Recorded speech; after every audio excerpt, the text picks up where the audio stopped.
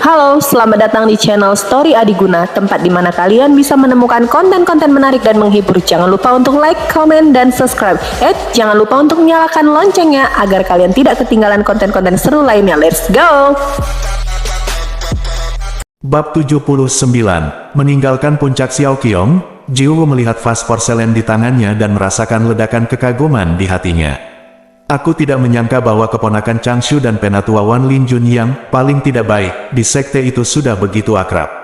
Ini adalah hal yang baik yang dapat meracuni para dewa. Umur panjang juga disengaja, ambil pil racun yang sangat berharga, dan gunakan untuk pertahanan diri. Petik 1. Jiwoo tertawa ringan, mengangkat lengan bajunya dan melihat, untuk botol ramuan ini, dia memilih kantong harta karun di lengan bajunya yang tidak mudah diambil secara tidak sengaja, dan mendorong awan untuk terus melayang ke arah Potian. Puncak, di depan ruang alkimia, Li Changshu duduk di kursi malas dan terus memainkan pedang perak kecil itu. Aula dalam Daozang. Aula dalam Daozang. Warisan inti Dao dari Duxianmen, mantra tingkat tinggi, kekuatan supernatural, alkimia, formasi, senjata pemurnian, dan barang klasik berharga lainnya. Ada juga beberapa ramuan dan harta yang dapat ditukar dengan kontribusi bulanan mereka. Li Changshu menyadari bahwa dia tersenyum sekarang harus seperti orang lapar yang melihat rumah bordil, dan mendapat banyak uang dari ayah seorang pengusaha kaya. Batuk 2 kali, dan segera memulihkan ketenangannya yang biasa. Itu benar-benar membuatnya sangat bahagia. Setelah melewati malapetaka dan menanjak, yang paling saya kurangi adalah fondasi ini. Tapi, itu tidak bisa berakhir sekarang. Beristirahatlah sebentar, dan ketika perhatian yang diberikan padanya di pintu mereda, belum terlambat untuk pergi ke aula dalam Daozang. Bagaimanapun, Potian Peak ada di sana, dan dia tidak bisa berlari dengan kaki panjang, dan Yugong tidak membuat masalah.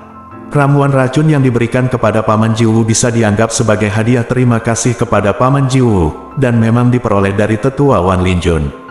Ramuan tingkat tinggi yang disempurnakan oleh masing-masing alkemis akan sedikit berbeda, dan alkimia yang disempurnakan oleh Li Changshu juga akan memiliki sedikit logo pribadi.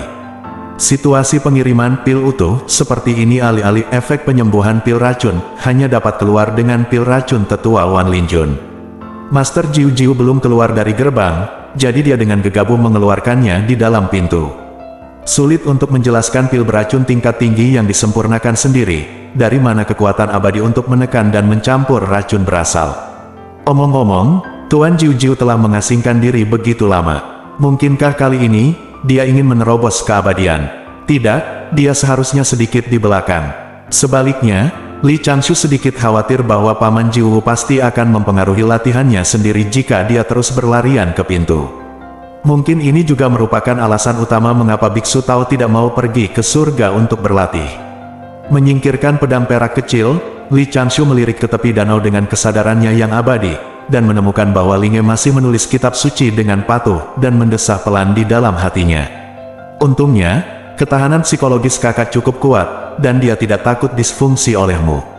Petik 1. Buka formasi di sekitarnya, sembunyikan sosok Anda dengan patung kertas, berubah menjadi gumpalan asap hijau dan melayang ke tanah, dan pergi ke ruang rahasia bawah tanah. Memikirkannya dengan hati-hati, kali ini saya juga ingin berterima kasih kepada Yang Mulia Aoyi, Pangeran kedua Istana Naga, karena tidak menemukan masalah apa-apa, Wan Libai. Meskipun menghadapi Pangeran Istana Naga ini selalu menyusahkan, hasilnya kali ini tak terduga bagus. Pada konferensi ayunan monster Istana Naga, saya akhirnya menemukan metode latihan sama di True Flame. Kali ini penyuling Qi Jiao datang untuk menghancurkan tempat kejadian, dan saya mendapatkan sertifikat penerimaan untuk aula dalam Daozang. Saya baru saja kebetulan bertemu saat itu, dan saya menganggap diri saya tidak beruntung, kehilangan banyak obat, tetapi tidak berani pergi ke Istana Naga untuk mendapatkan paket hadiah, rahmat tidak membunuh. Jika Anda bertemu dengan Pangeran, ini Istana Naga lain kali. Lupakan saja, lebih baik tidak bertemu dengannya. Li Changshu menggelengkan kepalanya, dia telah mencapai pusat formasi senyawa, dan berjalan menuju formasi batuan di depan. Pada saat yang sama, di kolam harta karun Pulau Jinao, Aoyi, yang meringkuk di sudut dasar kolam dan mempraktikkan metode mengkondensasi beton menjadi es, bergidik entah kenapa. Menggigil ini membuatnya terbangun dari keadaan pencerahan. Situasi bahwa dia telah dikalahkan 2 kali oleh Li Changshu, seorang murid Duxianmen, datang ke lubuk hatinya. Aoyi tidak memiliki kebencian di hatinya. Men, tidak ada yang perlu dikeluhkan. Jika saya tidak bisa melepaskan menang atau kalah, dan tidak bisa mengakui kegagalan saya, bagaimana saya bisa melakukan hal-hal yang mempengaruhi klan naga? Mata Aoyi sedikit lega. Saya juga memikirkannya. Saya dan Brother Changshu menghargai dancing, membaca puisi dan mengarang fu sepanjang malam. Dilihat dari kultivasi diri yang ditunjukkan oleh Brother Changshu, ini benar-benar karakter seperti pria, orang lembut yang langka di antara umat manusia. Jika ada kesempatan di masa mendatang, saya akan tetap mengunjungi Duxianmen. Adapun 5 kakak laki-laki di Pulau Jinao, mereka juga mengalami kekalahan di Duxianmen. Dalam perjalanan pulang, 8 dari mereka membuat janji satu sama lain. Setelah kembali ke Pulau Jinao, jangan bicarakan masalah ini. Ini untuk perkembangan yang stabil dari hubungan antara kedua agama, jadi aku tidak merasa malu. Paman Aoyi, sebuah panggilan lembut tiba-tiba datang dari tepi kolam. King Long Longshu mendongak, dan melihat gadis muda Han Zi berdiri di tepi kolam melalui air yang jernih. Kepala naga-naga biru itu menunjukkan senyuman, dan itu berubah menjadi tubuh manusia dan perlahan berenang. Meski tubuh dalam wujud manusia entah kenapa belum tumbuh, tapi aku masih memiliki sosok remaja. Ada beberapa hal yang tidak akan menghalanginya. Gadis di tepi kolam bertanya, apakah kamu tidak berlatih? Apakah itu akan mengganggumu, Paman? Aku baru saja memikirkan sesuatu, dan aku belum berlatih. Apakah kamu ingin pergi ke Laut Cina Timur hari ini? Apakah ada pemandangan indah di Laut Cina Timur? Tanda tanya petik 2. Segera, anak laki-laki dan perempuan mengendarai awan menuju Laut Cina Timur. Di salah satu ujung pulau besar itu, ada celah lain yang terbuka di kepala emas besar dan mata besar yang menakutkan itu. Tapi kali ini, ada sedikit volatilitas di dalamnya, itu harus menjadi senyuman. Berjalan di lorong batu besar, kesadaran abadi Li Changshu menyebar ke sekitar Qiongfeng kecil untuk mencegah siapapun mendekat. Selanjutnya, Li Changshu akan menggunakan bahan berharga dalam jumlah besar yang dia beli untuk menyempurnakan fondasi formasi, memperbarui dan memperluas Qiongfeng kecil. Sistem susunan yang hebat. Bahan-bahan berharga yang dikirim oleh Master Jiu ini dianggap sebagai hadiah di dalam pintu, dan dapat digunakan untuk mengubah lapisan permukaan susunan yang terperangkap, dan menambahkan bagian dari susunan pembunuhan yang ditujukan untuk pengganggu kasar di papan atas. Lapisan permukaannya besar, tentu saja, dia harus menunggu Paman. Jiu meninggalkan pabean sebelum menyiapkan formasi. Kekuatan tuannya sendiri terbatas, dan sulit untuk menekan gelombang kekuatan spiritual saat menyiapkan formasi rantai. Mendorong pintu kayu terbuka, ruang rahasia saat ini terisi penuh. 32 kotak batu giok yang ditempatkan pada sudut diatur dengan rapi, dan di dalam setiap kotak ada bubur pohon putih yang dipadatkan. Ini adalah kertas yang digunakan oleh orang dewasa yang memotong kertas untuk kekuatan gaib. Pul pohon ini juga telah diproses melalui puluhan proses, menjaga nafas kehidupan, dan dapat menahan kekuatan mana dan peri. Saat membuat patung kertas, sepertinya Li Changshu hanya mengambil selembar kertas dan memotongnya dengan tangannya sesuka hati. Sebenarnya, kertas itu sendiri sudah menjadi semacam senjata ajaib. Dia dengan cepat melipat kertas yang ada telah ditayangkan dan dilipat lagi menekannya dengan sepotong kulit binatang dengan batasan khusus. Li Changshu berjalan di belakang meja. Membuat taois kertas benar-benar membutuhkan terlalu banyak kertas, jadi dia harus membuat setumpuk kertas setiap 2 tahun. Ini telah menyebabkan pohon roh tua yang dipindahkan sebelumnya menjadi jauh lebih tipis. Kita harus mulai menghemat kertas. Metode paper taois masih tidak stabil, dan menggunakan terlalu banyak kertas adalah pemborosan. Memikirkannya, saya akan dapat melakukan kontak dengan sekelompok formasi tingkat tinggi dan pembatasan senjata sihir tingkat tinggi, dan terus meningkatkan kertas Dao. Li Changshu tidak bisa menahan tawa lagi dengan metode inkarnasi di luar tubuh manusia. Orang-orang bersemangat pada saat-saat bahagia, dan mereka tersenyum dengan gembira dan beruntung. Namun, Li Changshu dengan cepat menekan kegembiraan ini. Menurut pengalaman hidup sebelumnya, semakin bahagia dia, semakin mudah untuk memilikinya. Bencana mudah jatuh dari langit. Misalnya, ketika dia lulus dari universitas di kehidupan sebelumnya, dia memiliki pacar yang stabil secara emosional. Pada saat itu, keluarganya memberinya sejumlah uang untuk memulai bisnis, dan Li Changshu dengan senang hati mulai merencanakan masa depan, berharap untuk mendapatkan panen ganda dalam hubungan dan karirnya. Namun, pacarnya ada di masa depannya setengah menit sebelum saya berencana untuk mengatakannya. Saya putus dan resmi menjadi mantan pacar saya. Ini adalah penggambaran terbaik dari kegembiraan ekstrim yang melahirkan kesedihan. Konsentrasikan suasana hati Anda dan mulailah menjaga harta karun.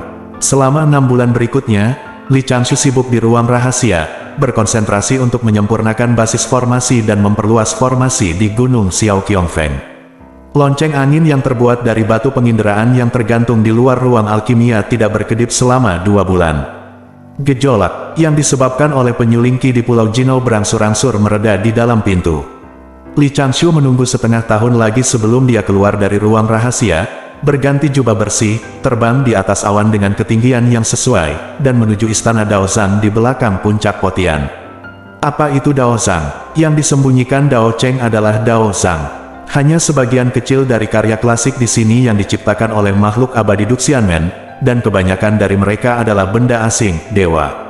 Duxianmen surgawi dan sejati, yang telah bepergian ke luar negeri dan memperoleh beberapa latihan, klasik, dan serba-serbi yang tidak berguna, akan menempatkan mereka di Aula Daozang.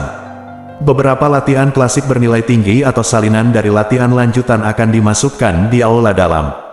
Skala Aula Daozang cukup besar, aula luar dapat menampung ribuan orang, dan ada rak buku untuk menyimpan mantra klasik dan sihir di mana-mana. Di beberapa sudut, ada tumpukan puing, tua dan tidak terawat. Jangan remehkan tumpukan puing ini. Faktanya, ini adalah dasar dari Duxianmen. Li Changshu pernah menemukan kitab suci rahasia yang tidak lengkap dari klan Wu di tumpukan puing-puing yang telah disimpan selama beberapa tahun yang tidak diketahui, dan menemukan selembar berlumuran darah di sepotong kulit binatang yang rusak. Di saat itu, dia tidak buru-buru datang ke aula luar untuk melakukan hal-hal ini, dan mendapat tugas untuk membersihkan tempat di aula Baifan. Menghabiskan beberapa tahun mencari dengan hati-hati. Hasilnya, dia diberi hadiah oleh Baifan Hall, dan dia telah diberikan pembayaran bulanan 2 kali lipat pada tahun-tahun itu. Sekarang Li Changshu tidak lagi pergi mencari di antara tumpukan puing ini. Tanpa dia, saya telah mencari kemana-mana, dan tidak ada yang berguna. Sayang sekali pisau pahat yang ditemukan di dalam, dengan sedikit kekuatan bajik yang tersisa, dihancurkan dalam malapetaka abadi. Tapi dia menyadari, menulis kitab suci menjadi hukum, melalui potongan kulit binatang lainnya. Kekuatan supernatural tidak dapat dihancurkan oleh keabadian. Ada juga puluhan murid di aula luar Aula Daozang. Yang menarik adalah lebih dari selusin orang berkumpul di sekitar rak buku tempat metode melarikan diri disimpan, mengacu pada metode melarikan diri 5 elemen yang tidak ada yang peduli, dan lainnya metode berdampingan teknik melarikan diri. Li Changshu tidak melihat banyak, dan berjalan ke bagian terdalam dari aula luar dengan kepala menunduk, dan menemukan 2 gerbang tertanam di dinding batu, memancarkan cahaya redup. Manik ajaib bercahaya memancarkan cahaya lembut. Seorang penatua duduk di kasur di depan pintu, menutup matanya dan bermeditasi. Tetua ini seharusnya tidak terlalu tinggi, dengan wajah kurus, rambut beruban panjang, dan tidak ada kerutan di wajahnya, tetapi dia merasa sangat tua. Penatua Kiling, seorang master di sekte, tingkat kultivasinya tidak diketahui. Dia menjaga istana Tao sepanjang tahun, jarang keluar, dan langkah kakinya tidak diketahui. Tentang nama sesepuh ini, Li Changshu mendengarnya dari guru Jiu ketika dia pergi ke Beisu.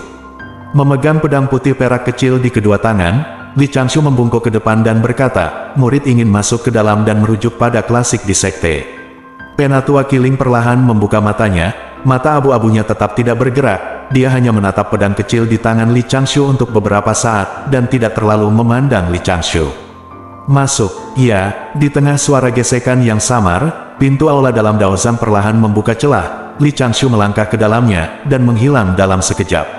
Akhirnya, masuk. Li Changshu baru saja memasuki aula dalam Daozang, di sisi lain puncak Potian, tempat tinggal 9 dewa. Tiba-tiba ada petir, dan kilat menyambar di loteng, dan formasi luar langsung bubar, dan sesosok tubuh kurus perlahan naik ke udara. Murid-murid tukang yang selalu sibuk dengan pekerjaan rumah mengangkat kepala mereka bersama-sama, masing-masing menunjukkan kekaguman. Peri wanita yang melayang di udara memiliki cahaya peri yang menyinari tubuhnya, menerangi wajahnya dengan begitu jelas dan menawan. Rambutnya berkibar tertiup angin, blus linen di tubuhnya masih kencang, ujung rok pendeknya sedikit bergoyang, dan jari kaki telanjangnya turun. Segera, dia membuka mata yang murni dan polos itu, dan sudutnya dari mulutnya, tunjukkan senyum yang agak percaya diri. Negeri ajaib, tahap akhir. Menyalip kakak laki-laki kelima dan kakak perempuan keenam dalam satu gerakan. Saya tidak berharap itu menjadi begitu besar kali ini. Saya telah berada dalam kondisi pencerahan, dan sudah begitu lama tanpa menyadarinya. Cubit pinggangmu sebentar, dan bangga sebentar, tapi itu mencekik kami. Hehehe, di mana kakak senior kelima? Di manakah lokasi Xiao Soushu? Tidak ada yang menyapa kita saat kita keluar dari bea cukai. Jiu menyentuh pinggangnya dan memegang labu kecil itu. Sungguh, kami telah membuat lompatan besar dalam retret kali ini, dan guru harus memuji kami beberapa kata. Jiu menatap labu anggur kecil kesayangannya dan mengguncangnya dengan ringan, tetapi tidak ada suara air di dalamnya. Ups, saya minum semua anggur sebelum mundur, hanya untuk mendapatkan kembali perasaan ketika saya menerobos kemacetan, dan memasuki alam pencerahan. Mengambil napas dalam-dalam, Jiu tidak peduli untuk berpose lagi, dan buru-buru jatuh kembali ke lotengnya, di mana terdengar suara mengobrak-abrik kotak dan lemari. Sialan, bagaimana dia bisa punya stok? Tidak ada cara untuk menyimpan anggur. Kakak senior kelima, tolong. Jiu bergegas keluar dari loteng dan bergegas ke loteng Jiu, tetapi dari kejauhan, dia bisa melihat bahwa formasi di sekitar loteng Jiu terbuka penuh, dan ada tanda kayu keluar pada bisnis tergantung di depan pintu. Kartu, Xiao Soushu, bisakah aku membayarmu di muka? Jiu buru-buru memanggil labu besar itu, dan dengan labu besar di tangannya, dia membubung ke langit. Bergegas ke arah Xiao Qiongfeng, aku melewati beberapa sesama siswa yang lewat. Setelah beberapa saat, Xiao Qiongfeng, Linge, yang sedang berlatih dengan tenang, tiba-tiba mendengar suara benda berat jatuh di luar gubuk jerami. Linge segera waspada, dan indera spiritualnya keluar untuk menyelidiki. Rouning memegang beberapa botol porselen. Tetapi saat dia sedang hendak berdiri untuk memeriksa, kemudian dia menemukan bahwa formasi di luar gubuknya telah ditembus secara paksa. Bayangan abu-abu bergegas ke pintu, mengayunkan kakinya, dan jatuh ke tanah, begitu ketakutan sehingga Linge hampir melempar botol porselen dari tangannya. Tidak, skala kebencian ini, dan elastisitas luar biasa yang bisa memantul tubuhnya ke atas. Tuan kecil, apa yang salah denganmu? Petik 2, Linge bergegas maju, berteriak dengan cemas. Jiu terbaring lemas di tanah, dan perlahan menoleh, memperlihatkan wajah, seperti manusia yang akan mati kehausan di padang pasir, dan tertegun lagi. Bingung. Paman kecil, jangan membuatku takut. Kakak laki-laki saya baru saja pergi ke Potian Peak. Petik 2, cepat. Dengan bibir gemetar, Jiu mengulurkan tangan kecil penuh harapan pada Linge. Seolah menghembuskan nafas terakhirnya, dia menggunakan kekuatan terakhirnya untuk mengeluarkan sebuah kata. Jiu, bersambung.